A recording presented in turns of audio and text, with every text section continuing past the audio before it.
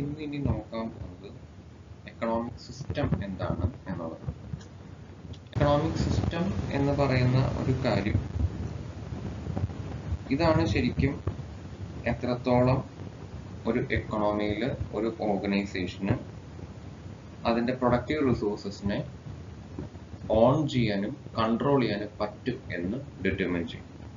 പ്രധാനമായിട്ടും 3 economic systems അല്ലെങ്കിൽ 3 types of economics ആണ് ലോകത്തുള്ളത്. ഒന്ന് ഫ്രീ മാർക്കറ്റ്, രണ്ടാമത്തത് സെൻട്രലി പ്ലാൻഡ് ആയിട്ടുള്ള മാർക്കറ്റ്സ്, മൂന്നാമത്തത് ഇതിന്റെ രണ്ടിന്റെയും കോമ്പിനേഷൻ ആയിട്ടുള്ള മിക്സഡ് മാർക്കറ്റ്. നമുക്ക് ഓരോന്നോരോന്നായിട്ട് നമുക്ക് നോക്കാം. ഫ്രീ മാർക്കറ്റ് എന്ന് പറയുമ്പോൾ അവിടെ പ്രൈവറ്റ് ഓണർഷിപ്പിനാണ് കൂടുതൽ പ്രാധാന്യം കൊടുക്കുന്നത്. അവിടെ ഓർഗനൈസേഷന് അവർക്ക് ഇഷ്ടമനുസരിച്ച് പ്രോഫിറ്റിന് വർക്ക് ചെയ്യാനുള്ള ഫുൾ ഫ്രീഡം അവിടെ ഉണ്ട്. അവിടെ പ്രൈസസ് മുഴുവൻ ഡിറ്റർമിൻ ചെയ്യുന്നത് ഡിമാൻഡ് ആൻഡ് സപ്ലൈ പ്രിൻസിപ്പിളിൽ മാത്രമാണ്. ഗവൺമെന്റ് അതിൽ ഇന്റർവ്യൂ ചെയ്യുകയില്ല. So organisations are have the freedom to fix the prices according to their choice. അതുപോലെ തന്നെ കൺസ്യൂമേഴ്സിന് യാതൊരു തരത്തിലുള്ള റെസ്ട്രിക്ഷൻസും ഇല്ല. ഇഷ്ടമുള്ള സാധനം മേടിക്കാനും ഇഷ്ടമുള്ള സാധനം വേണ്ടാന്ന് വെക്കാനും അവർക്ക് അതിനുള്ള ഫ്രീഡം ഉണ്ട്. ഈ പറയുന്ന കാര്യങ്ങളെല്ലാം കംപ്ലീറ്റ്ലി പ്രൈവറ്റ് ഏജൻസീസ് ചെയ്യുന്നത് കൊണ്ട് തന്നെ ഗവൺമെന്റിൽ ഇതിനുള്ള റോള് വളരെ കുറവാണ്. അപ്പോൾ എക്കണോമിക് ആക്ടിവിറ്റി ഇതിനകത്ത് കംപ്ലീറ്റ്ലി ഓട്ടോമാറ്റിക് ആണ്, because it is completely controlled by profit. അപ്പോൾ ഇങ്ങനെയുള്ള എക്കണോമിനെ നമ്മൾ ക്യാപിറ്റലിസ്റ്റ് എക്കണോമി എന്നാണ് പറയുക. USA, UK പോലെയുള്ള അതായത് പ്രധാനപ്പെട്ട എല്ലാ യൂറോപ്യൻ രാജ്യങ്ങളും ഇങ്ങനെ ഫ്രീ മാർക്കറ്റ് സിസ്റ്റത്തിലാണ് വർക്ക് ചെയ്യുന്നത്. രണ്ടാമത്തെ ടൈപ്പ് എന്ന് പറയുന്നത് സെൻട്രലി പ്ലാൻഡ് ആയിട്ടുള്ള എക്കണോമി. ഗവൺമെന്റ് ആണ് ഇതിന്റെ കംപ്ലീറ്റ് കാര്യങ്ങളും കൺട്രോൾ ചെയ്യുന്നത്. പ്രൊഡക്ഷൻ, ഡിസ്ട്രിബ്യൂഷൻ, എക്കണോമിക് റിസോഴ്സസിന്റെ അലോക്കേഷൻ, ഇതെല്ലാം ഒരു സെൻട്രൽ അതോറിറ്റിയാണ് ഈ കംപ്ലീറ്റ് കാര്യങ്ങൾ ഓൺ ചെയ്യുകയും അത് മാനേജ് ചെയ്യുകയും ചെയ്യുന്നത്. അപ്പോൾ economic affairs of the society ശരിക്കും ബിലോങ് ചെയ്യുന്നത് പബ്ലിക്, അതായത് ഗവൺമെന്റിലാണെന്നാണ് ഈ ഒരു സിസ്റ്റത്തിന്റെ കാതലായിട്ടുള്ള ഒരു ഡിഫറൻസ്. ഗവൺമെന്റ് ആണ് എല്ലാ റിസോഴ്സസും എല്ലാ എക്കണോമിക് ആക്ടിവിറ്റീസും ഓൺ ചെയ്യുന്നതും കൺട്രോൾ ചെയ്യുകയും ചെയ്യുന്നത്. അപ്പോൾ സെൻട്രൽ ആയിട്ടുള്ള planning, government ownership of business, no scope for competition and restriction on consumption. ഇതാണ് ഈ സെൻട്രലി പ്ലാൻഡ് ആയിട്ടുള്ള എക്കണോമിക്സിന്റെ പ്രധാനപ്പെട്ട ഫീച്ചേഴ്സ്.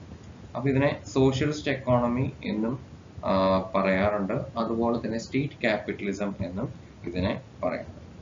ഇതിന് പ്രധാനപ്പെട്ട എക്സാമ്പിൾ നമുക്ക് വേണമെങ്കിൽ പറയാവുന്നത് ഒന്ന് north Korea, Cuba, Vietnam, China ഒരു പരിധി വരെ എന്നേ നമുക്ക് പറയാൻ പറ്റും. കാരണം സെൻട്രലി പ്ലാൻഡ് ആണെന്നുണ്ടെങ്കിലും കുറെ എല്ലാം ഫ്രീഡം അവർക്ക് ഉണ്ട് കമ്പാരിറ്റീവ്ലി.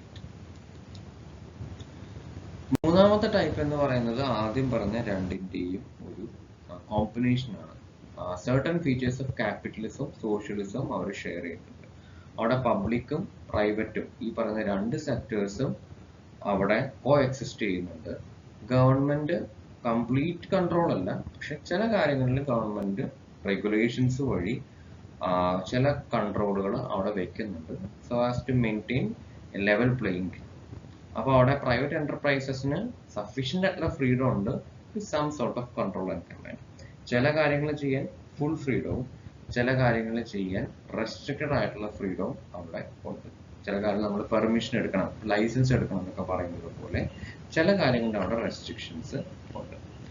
ദെൻ എക്കണോമിക് എൻവയോൺമെന്റിൽ ഒരു MNC ഒരു രാജ്യത്ത് വരുന്നതിന് മുമ്പ് ഈ പ്രധാനപ്പെട്ട എക്കണോമിക് ആയിട്ടുള്ള ഫാക്ടേഴ്സ് എല്ലാം അവർ കൺസിഡർ ചെയ്യും. GDP, GNI, inflation, per capita income, human development index, industrial പ്രൊഡക്ഷന്റെ ലെവല്, IIP എന്നുള്ളത് അതാണ്. അതുപോലെ പെർ ക്യാപിറ്റ ഇൻകം, BOPയുടെ സർപ്ലസ് ആണോ ഡെഫിസിറ്റ് ആണോ, ഇതെല്ലാം എക്കണോമിക് സ്റ്റെബിലിറ്റി മെഷർ ചെയ്യാൻ ഒരു MNCനെ സഹായിക്കും. അത് നോക്കിയതിന് ശേഷമാണ് അവർ ഡിറ്റർമിൻ ചെയ്യുക whether to operate in that country or.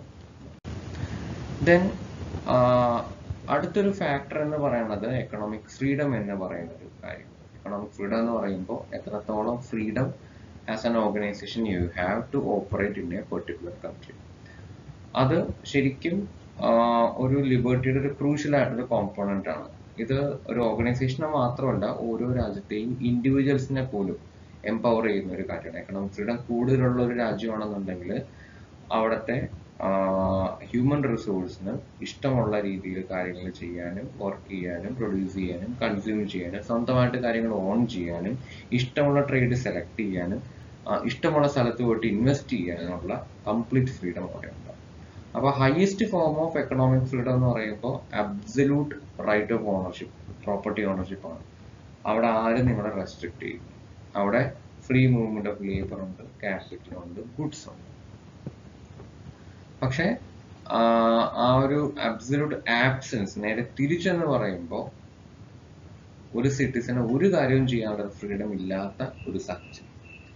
ഇന്ത്യയുടെ അവസ്ഥ കമ്പാരിറ്റീവ്ലി വളരെ പരിതാപകരമാണ്. It is mostly unfree. അത് എപ്പോഴും 126-നും എബവ് ആയിട്ടാണ് എപ്പോഴും വരാറുള്ളത്. ഏറ്റവും റീസെന്റ് ആയിട്ടുള്ള ഒരു റാങ്കിങ് അനുസരിച്ച് ഹെറിറ്റേജ് ഫൗണ്ടേഷന്റെ ഒരു എക്കണോമിക് ഫ്രീഡത്തിന്റെ റാങ്കിങ് ഉണ്ട്.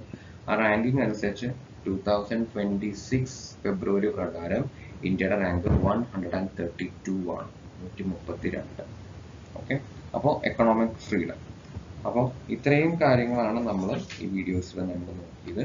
പ്രധാനമായിട്ടും എക്കണോമിക് എൻവയോൺമെന്റിനെ പറ്റിയുള്ള എല്ലാ കാര്യങ്ങളും നമ്മൾ നോക്കി.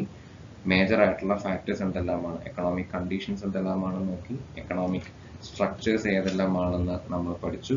പിന്നെ എക്കണോമിക് പോളിസീസ് എന്തെല്ലാമാണ് ഒരു രാജ്യത്തിന്റെ എക്കണോമിക് പോളിസിനെ അഫക്ട് ചെയ്യുന്ന policies, sub policies, monetary, physical, trade, industrial policy, forex policy കാര്യങ്ങൾ നമ്മൾ പഠിച്ചു. പിന്നെ പ്രധാനപ്പെട്ട എക്കണോമിക് സിസ്റ്റംസ്, അതാണ് നമ്മൾ ഈ വീഡിയോയിൽ കൂടുതൽ നോക്കിയത്.